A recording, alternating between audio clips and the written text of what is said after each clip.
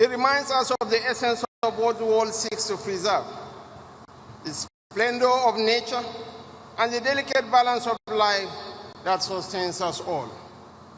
Nigeria, therefore, stands with the global community in the collective resolve to heal, to restore, and to sustain this place we call home.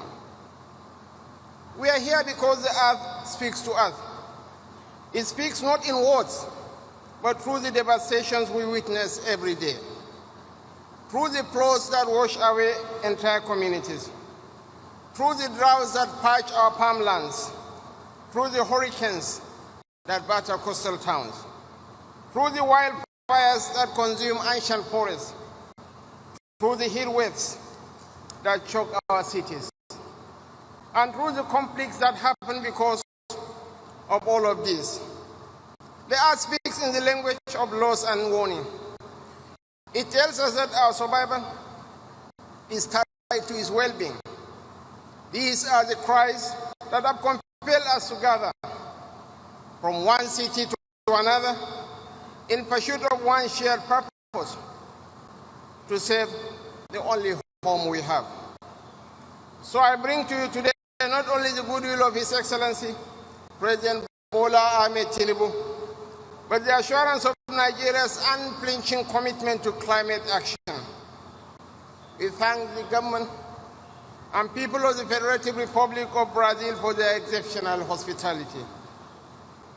A few days ago, Nigeria took a bold step forward.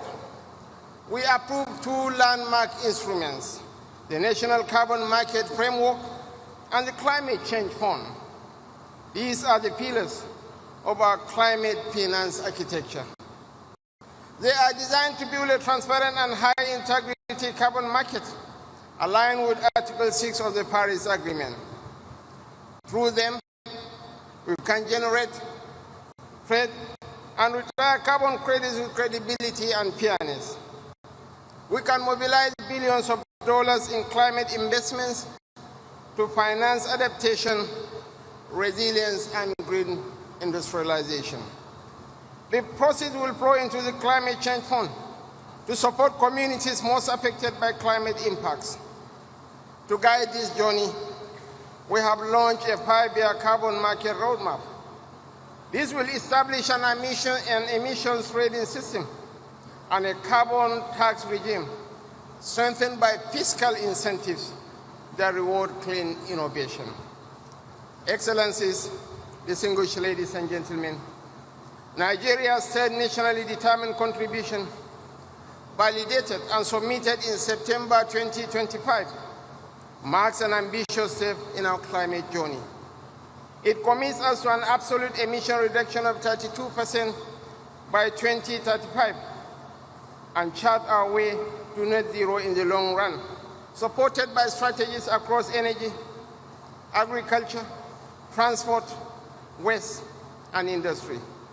Our decade of gas strategy anchors this transition, using natural gas to stabilize power and drive industrial growth, while expanding solar and off-grid solutions for rural electrification. Through these efforts, we are powering small businesses, promoting clean energy, and transforming agricultural waste into opportunity. Nigeria's geography, from the Sahelian plains in the north to the mangroves of the Niger Delta, reflect nature's generosity and reminds us of our responsibility to preserve what sustains us. This is why we are investing in climate-smart agriculture, livestock transformation, and sustainable land use practices that reduce conflict over resources and enhance food security. Yet, no nation can finance climate ambition with goodwill alone. Climate finance remains the vehicle of effective implementation, and we therefore call for a reliable and equitable architecture that recognizes the unique realities of developing nations and empowers them to deliver on global commitments. Nigeria welcomes the operationalization of the Loss and Damage Fund and urges our partners to ensure its accessibility to the most climate vulnerable nations.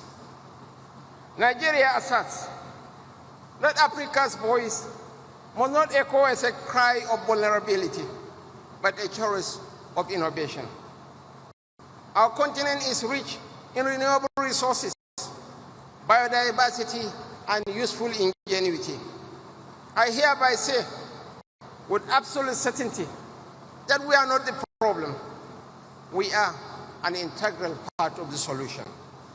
This is why at COP30, we hope to demonstrate that Africa can lead in carbon capture through forests, in renewable energy expansion, in digital monitoring of emissions, and in regional cooperation that translates ambition into prosperity.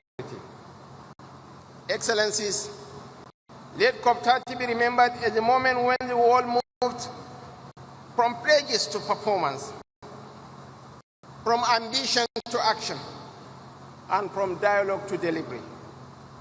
For Nigeria stands ready to work with all nations to build a fairer, greener, and more resilient world, one where our children will inherit not the ruins of our indifference, but the fruits of our collective resolve.